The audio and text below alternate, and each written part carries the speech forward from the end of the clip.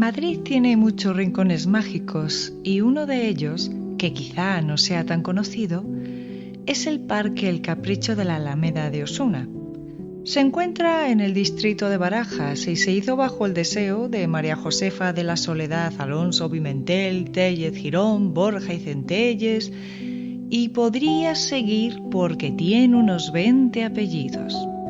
María Josefa fue la segunda mujer con más títulos nobiliarios de la España del siglo XVIII, incluso más que la reina María Luisa de Parma. La superaba la 13ª duquesa de Alba, Teresa Cayetana. Pero veamos, ¿quién era esta mujer? Nació en Madrid el 26 de noviembre de 1752, hija de Francisco Alfonso Pimentel y Borja y de María Faustina Tellez Girón y Pérez de Guzmán. El 29 de diciembre de 1771, María Josefa se casó con su primo hermano, Pedro de Alcántara Tellez Girón y Pacheco, que era el 9º duque de Osuna. Como anécdota, podemos comenzar diciendo que no le gustaba nada que la llamaran duquesa de Osuna, porque concretamente ese título lo heredó de su marido y a ella le gustaba sentirse muy libre. Hoy en día podríamos decir que sería una mujer algo así como muy feminista. Así que dicho esto, prefería que se dirigieran a ella por condesa duquesa de Benavente. El famosísimo pintor Goya tuvo el honor de hacerle un retrato y se refería a ella como la Peñafiel, pues era un marquesado que poseía por parte de su marido. Hay que aclarar que también era duquesa de Béjar, de Arcos y de Gandía, princesa de Anglona y de Esquilache y condesa de Luna, en fin, muchísimos títulos. Se dice que Goya y la duquesa iban juntos a cazar. Vaya, muy transgresor para la época, pues una mujer montando a caballo y cazando no era lo habitual. También su forma de vestir no dejó indiferente a nadie, pues tenía muchas influencias inglesas y francesas, con algunos peinados que llevaban incluso algún artista de la época. Otra anécdota que también me llama la atención es que algunas de las obras de escenas campestres que pintó Goya para el Palacio, El Capricho, en la Alameda de Osuna, estuvieron colgadas en la biblioteca y en el comedor, pero hubo otras obras que la duquesa no tenía expuestas para el público, que eran las 6 escenas de brujas. Las tenía en su gabinete personal, bueno, lo que vendría siendo un rincón de trabajo y demás, como su despacho. Es muy curioso, pues tener en esa época obras de arte de este tipo de temática, con la rigidez que el clero solía tener, no era lo más conveniente. Pero claro, estamos hablando de una mujer muy poderosa, adinerada y que hoy en día habría sido toda una influencer. La duquesa, además, tuvo muchos amigos británicos influyentes a los que invitaba a sus grandes fiestas, entre ellos Lord William Bedford. Para que se hagan una idea del nivel de gastos que tenía esta pareja de duques en dichas fiestas, cuando alguien quería expresar que un tercero gastaba mucho, se solía decir que gastaba tanto como los duques de Osuna. Hubo muchas más anécdotas respecto al tren de vida que llevaban. Bueno, y también hay que aclarar que esta mujer tenía una gran fortuna y ella misma se encargaba de administrarla de manera personal. Pero insisto, parece ser que en algún momento se les fue de las manos ese tren de vida de tantísimos gastos. Los duques compraron el terreno de la Alameda en 1783 y un año después empezaron a presentarse los proyectos paisajistas. El Palacio El Capricho se construyó en el 87 aproximadamente y se mudaron a él motivados por la moda que mucha de la aristocracia tenía esos años, de dejar los centros urbanos y retirarse a las afueras. Bueno, también se dice que se retiraron porque estaban en contra de los intereses de Manuel Godoy, noble y político español y primer ministro de Carlos IV, y en consecuencia también estarían en contra, entre comillas, de la reina María Luisa de Parma. No quiero decir con esto que hubiese una guerra abierta entre ellos, Podríamos decir que entre los duques de Alba, los reyes y los duques de Osuna había una especie de rivalidad cordial, una guerra fría. Si unos compraban, los otros querían comprar más. Si una de ellas lucía un vestido, la otra tenía que llevarlo más bonito todavía. Bueno, estas cosas que pasa entre la alta sociedad. Esa competencia por aparentar y ser más, pero sin llegar a traspasar ciertos límites que pusieran en peligro esa amistad cordial.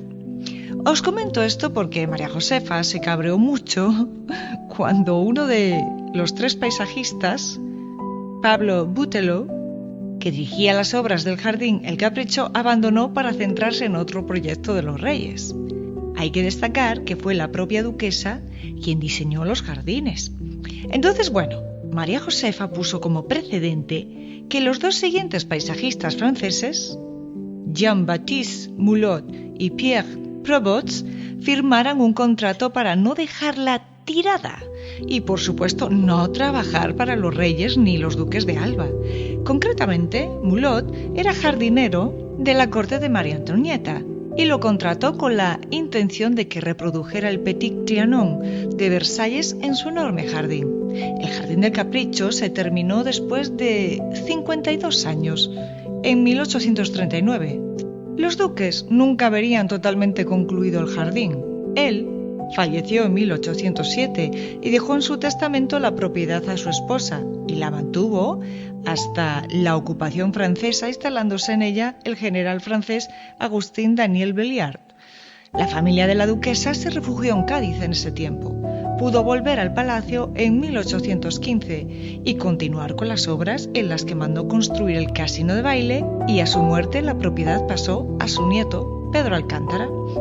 Este mandó construir, a su vez, la exedra en la Plaza de los Emperadores, dedicada a su abuela, y el puente de hierro, que fue el primero de la época que se hacía de ese tipo en España. Muerto ese nieto, Pedro, en 1844 pasa a manos de su hermano Mariano Tellez Girón. Mariano llevó una vida de excesos y su viuda, María Leonor de Croy y Lowenstein, se vio obligada a arrendarle la finca al duque de Santoña hasta 1896. Es en ese año cuando se subastaron todos los bienes ducales para pagar los créditos y las deudas contraídas por el duque. Parece que venía de familia. Vaya. En 1900, el Capricho pasó a manos de Gustavo Bauer, que era el representante en España de la banca Rothschild, o, cómo no, los Rothschild por aquí.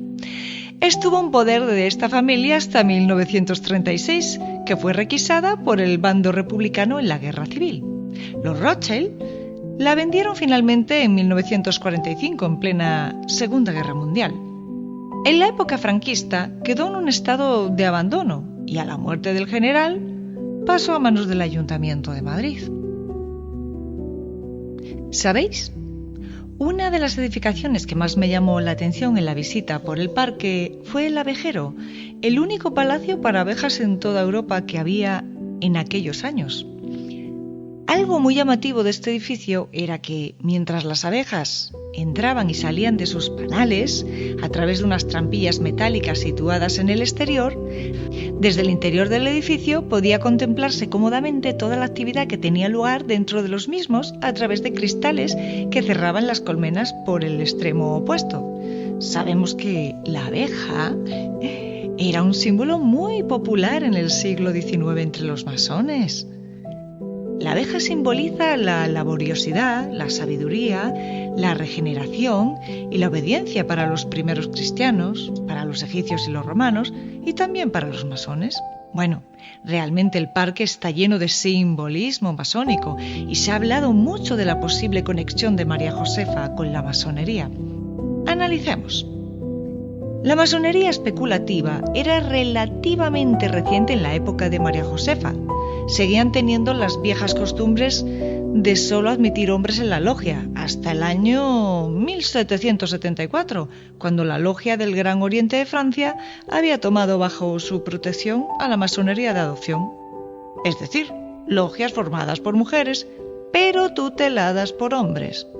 Este tipo de masonería tardó más de un siglo en ingresar en España.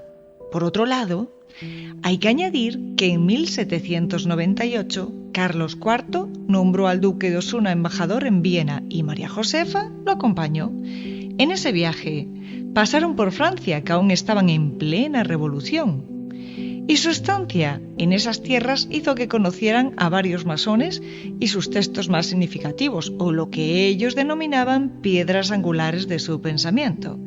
Regresaron en 1800 a España acompañados del ilustrado enciclopedista y masón Charles Pugins. Por lo tanto, quizá María Josefa admirara esa filosofía masónica y le generara curiosidad. El duque de Osuna sí podría haberse integrado en la masonería, por ser hombre, pero en esos tiempos ella no hubiera sido admitida. Además, el parque llevaba varios años en construcción.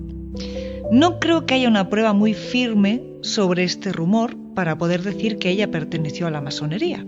Insisto, que si alguien estaba vinculado a dicha masonería tendría que ser el duque y no la duquesa por las circunstancias del momento, aunque ella hubiese quedado fascinada por la toma de contacto que tuvo en Francia.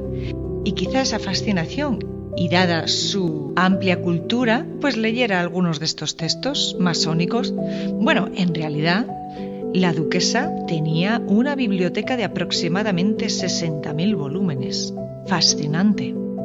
Pero bueno, no me voy a enrollar mucho más, porque tampoco quiero desarrollar toda la historia. Esto era simplemente un guiño de ese bonito parque que recomiendo visitar y está abierto los fines de semana. Un abrazo para todos.